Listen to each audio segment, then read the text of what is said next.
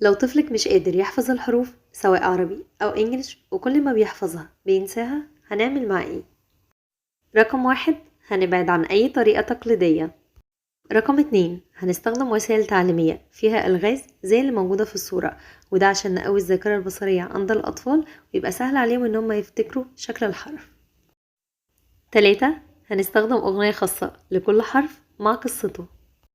4، لو عندنا مكعبات في البيت هنستخدمها في تشكيل شكل الحرف.